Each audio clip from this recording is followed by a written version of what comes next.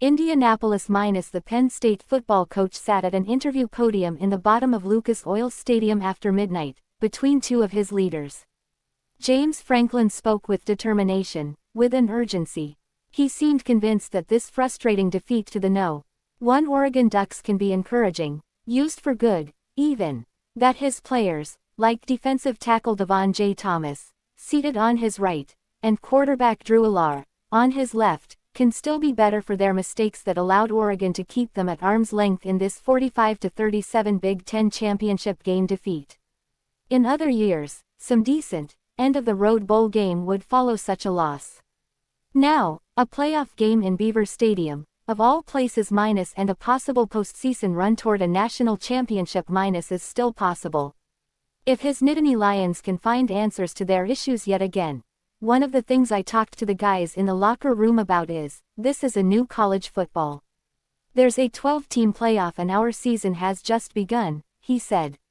We'll find out Sunday whether it's a home game in 16 inches of snow or whether it's an away game on the road. We'll be excited about whatever opportunity that comes, and we'll be prepared, and we'll be ready. Because we have 2 losses this year, two top 5 teams. Had a chance to win both of those games, learned a ton from the first to Ohio State.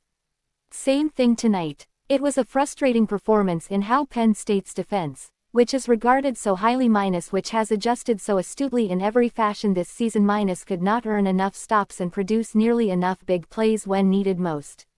Frustrating for how 4 15-yard penalties hampered them early on.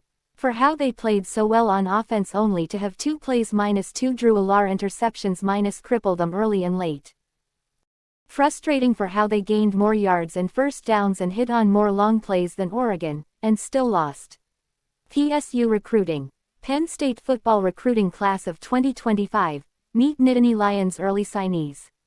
Abdul Carter is No.1, the best defensive player in the Big Ten. It's official. He's a Penn State football star. Second chance at life. Penn State football's Tyler Elston, driven by the new life he was given at 2 years old. It also was this, too. It was encouraging for how the Lions never stopped fighting back and pressing the undefeated Ducks after nearly getting run out of the stadium early on. Run so hard that leading linebacker Kobe King was throwing up on the field before halftime.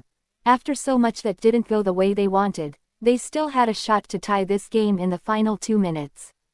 They ran the ball better than at any time this season. Their wideouts were more effective. Their defense was relentless even when not succeeding, as expected. Franklin wasn't happy about his team's penalties or turnovers and, for that matter, the officiating. And yet he was encouraged. He should be. There really is still time to learn and grow in this season. I'm proud of our guys. We're going to learn from it. We're going to flush it, we're going to move forward, we're going to get better because of it.